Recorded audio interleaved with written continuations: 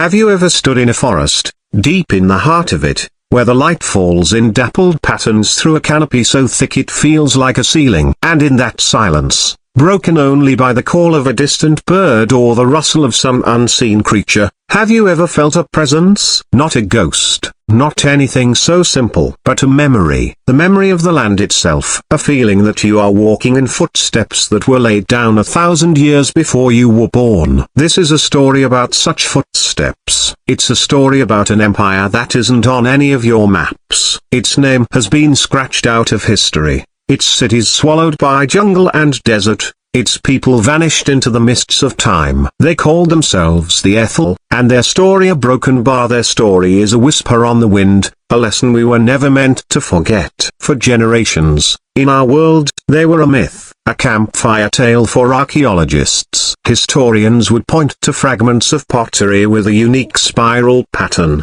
to strange, star charts carved into cave walls in disparate corners of the world, and they would whisper, the Aethel. There were legends of a people of profound wisdom, of architects who could make stone float, of astronomers who mapped the heavens with an accuracy we've only just rediscovered. Their empire, it was said, was one of peace and immense knowledge, a golden age. And then, it was gone, not from war, not from famine or plague, but just a broken bar gone, as if they simply walked away from their magnificent cities and faded into the earth. I was one of those who believed the myth. My name is Dr. Aras Thorn, and for 20 years, I've chased the ghost of the Aethel. I've held their broken potsherds in my hands. I've traced their spirals until the pattern was worn into my dreams. My colleagues called it a fool's errand. They said I was chasing a fairy tale, that the empire never existed, that the artifacts were just coincidences, the work of isolated tribes with a shared artistic flair. But I knew,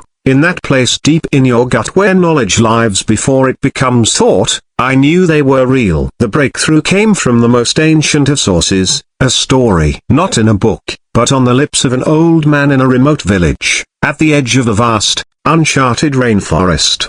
His people had lived there for centuries, and their oral history spoke of the Skywalkers, a people who came from the stars and built a city of singing stone in the heart of the green sea. They lived in harmony with the forest, they said. The trees grew through their homes, and the rivers flowed through their streets, and no one ever went hungry. The city was called Aethelburg. He gave us directions, not on a map, but in a poem. A riddle of river bends, mountain peaks that looked like a sleeping giant, and a waterfall that flowed both ways. It was madness. It was our only hope. So, we went. Our team was small, just 5 of us, driven by a mix of academic curiosity and a desperate, burning need to prove that the magic in the world wasn't all gone, that some mysteries were still waiting to be solved. The jungle was our first adversary. It was a living, breathing entity, thick with humidity and the scent of decay and blooming things. Vines snaked around our ankles like tentacles. Insects clouded our vision. Every step was a battle. For weeks, we followed the old man's riddle, our GPS units useless, our modern technology humbled by the ancient, immovable geography. Doubt was our constant companion. It whispered to us in the rain, mocked us in the oppressive heat. What if the old man's story was just a story? What if we were going to die out here for a myth? And then, we saw it. It wasn't a grand spire or a golden roof. It was a wall, a moss-covered, vine-choked wall of fitted stone so seamless you could barely slide a piece of paper between the blocks. It was immense, disappearing into the canopy above and stretching into the gloom on either side. The stone wasn't local. It had been brought here, shaped, and placed with a precision that defied explanation. We had found it. Aethelburg, the heart of the vanished empire. The feeling that washed over us wasn't just triumph. It was reverence, a deep, humbling awe. We entered through a great archway, its keystone carved with that now familiar spiral. On the other side, the city unfolded before us, a symphony in stone, sleeping under a green blanket. Giant pyramids, not like the harsh, angular ones of other cultures, but with soft, flowing lines, as if they had been grown rather than built.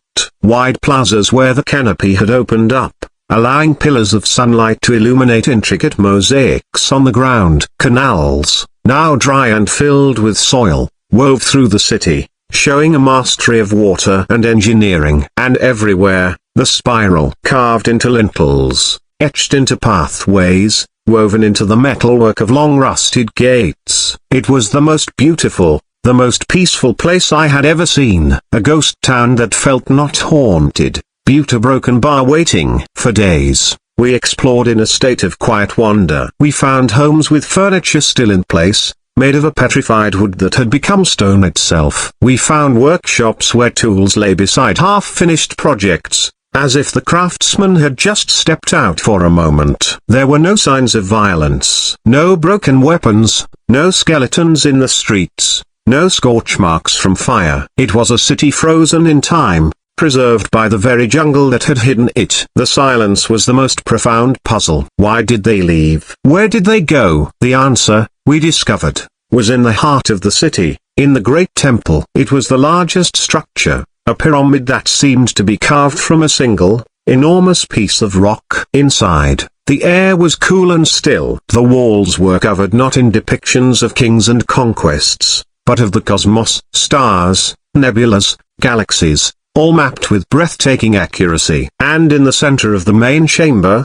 on a great, circular dais, was a final, magnificent mosaic. This one was different. It told a story. It showed the Aethel, not as god-kings, but as people. They were shown planting seeds, healing animals, studying the stars, teaching their children. They were a part of the world, not its masters. The mosaic spiraled inward, showing their progress, their advancements, their deep connection to the earth and the sky. And then, at the very center, the story changed. It showed the Aethel not building, broken bar unbuilding. They were shown carefully taking apart their own machines. They were shown sealing their storehouses of knowledge. They were shown walking away from their cities, not in a panic, but in a slow, solemn, deliberate procession. They were walking into the forests, into the mountains, dispersing into small groups. And below this final image, there was an inscription. It wasn't in a language we could decipher,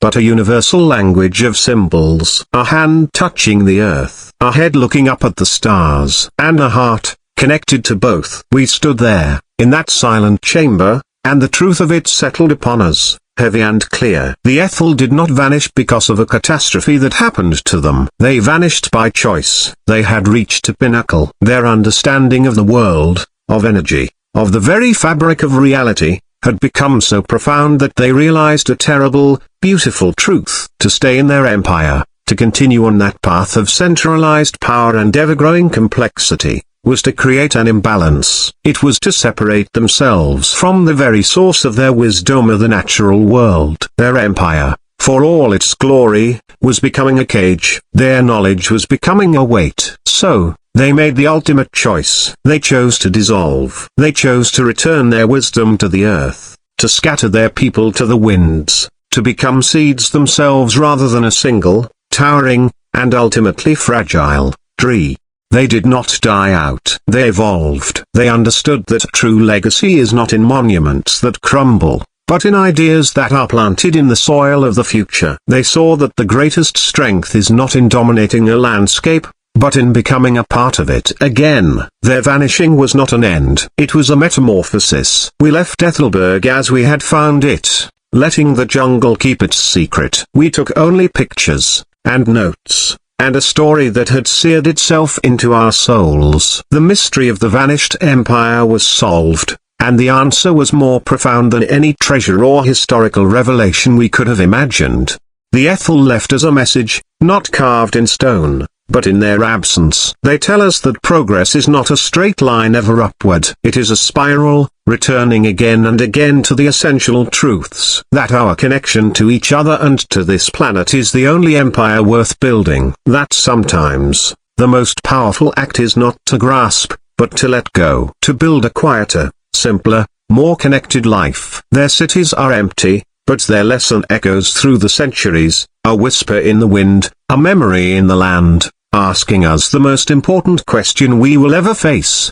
What are we holding on to that we need to release, to truly be free? The empire vanished, you see, so that its soul could live on, forever.